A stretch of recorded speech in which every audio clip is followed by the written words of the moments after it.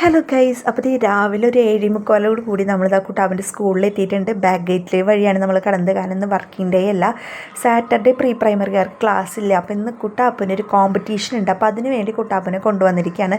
Front gate കൂടെ വരികയാണെങ്കിൽ കുറച്ചധികം ദൂരം നടക്കാനുണ്ട്. അപ്പോൾ നമുക്ക് ഇത്രയും കൂടി എളുപ്പം ഈ ബാക്ക് ഗേറ്റാണ്. അപ്പോൾ ഈ ചെറുതായിട്ടൊക്കെ ഒരു മഴ ചാറിപ്പോയിട്ടുണ്ട്. കുട്ടാപ്പ് പിന്നെ എപ്പോഴും ഓടുന്ന സ്ഥലമില്ല, അത് കാരണം അവന് വലിയ കൺഫ്യൂഷനൊന്നും ഉണ്ടായിരുന്നില്ല. വേഗം ഓടിപ്പോയി.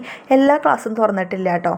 അപ്പോൾ ഏത് ക്ലാസ്സിലേക്ക് പോകണ്ടേന്നുള്ളൊരു കൺഫ്യൂഷനിൽ കുട്ടാപ്പ് നിൽക്കുകയായിരുന്നു. പിന്നെ ആൻറ്റിമാർ വന്നിട്ടുണ്ടായിരുന്നു, ടീച്ചർമാരുണ്ടായിരുന്നു. അവരെ കണ്ടപ്പോൾ തന്നെ കുട്ടാപ്പിന് മനസ്സിലായി എവിടെയാണ് എന്തൊക്കെയാണെന്നുള്ളത്.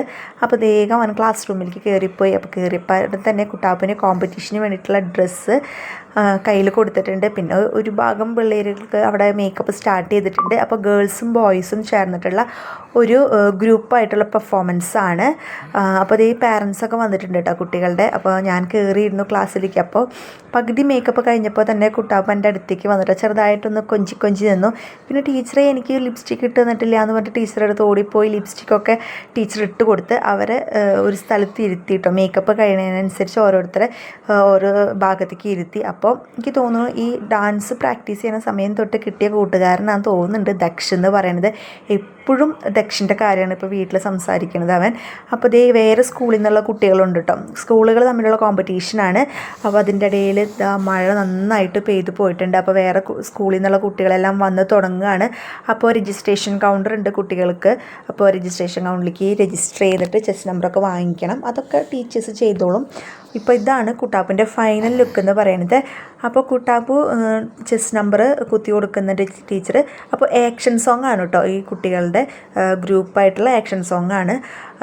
അപ്പോൾ ഇവർ മേക്കപ്പ് എല്ലാം കഴിഞ്ഞ് ഒന്നും കൂടി ഒന്ന് ഫൈനൽ ടച്ചപ്പൊക്കെ ചെയ്ത് സ്റ്റെപ്പും കാര്യങ്ങളൊക്കെ ഒന്നും പറഞ്ഞു കൊടുത്ത് അവർ നേരെ അവരുടെ പ്രിൻസിപ്പൽ റൂമിലേക്കാണ് കേട്ടോ ഇരുത്തുന്നത്. അപ്പോൾ നമ്മുടെ പരിപാടി എന്ന് പറയുന്നത് DCLൻ്റെ ടാലൻറ്റ് ഫെസ്റ്റാണ്, കിഡ്സ് ഫെസ്റ്റ്. അപ്പോൾ അതിന് വേണ്ടിയിട്ടുള്ള മത്സരങ്ങളാണ്. അപ്പോൾ ഞാൻ പറഞ്ഞല്ലോ കുറേ സ്കൂളുകളിൽ നിന്നുണ്ടായിരുന്നു, ടീച്ചർമാരും കുട്ടികളും പാരൻസ് എല്ലാവരും ഉണ്ടായിരുന്നു. അപ്പോൾ ഇതാണ് അവരുടെ പ്രീ പ്രൈമറിക്കാരുടെ ഓഡിറ്റോറിയം. അപ്പോൾ അവിടെ വെച്ചിട്ടായിരുന്നു ഇനോഗ്രേഷനും കാര്യങ്ങളൊക്കെ ഉണ്ടായിരുന്നത്.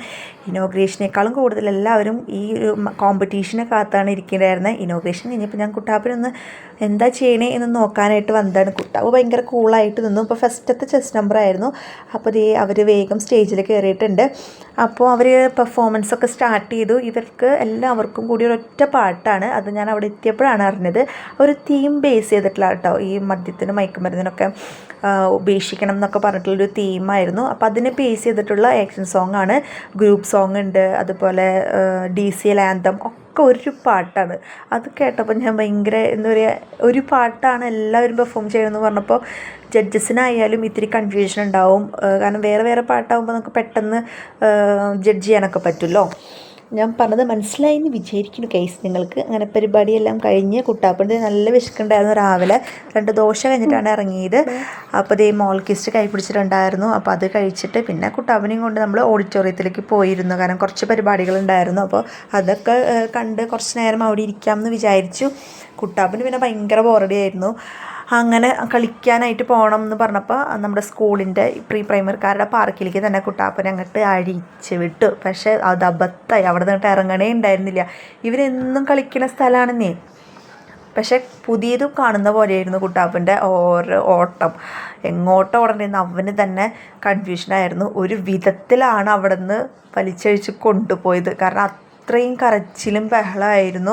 ഞാൻ പറഞ്ഞു മൺഡേ ഇവിടേക്ക് തന്നെയല്ലേ വരണേന്ന്. പക്ഷെ ഒരു രക്ഷയുണ്ടായിരുന്നു.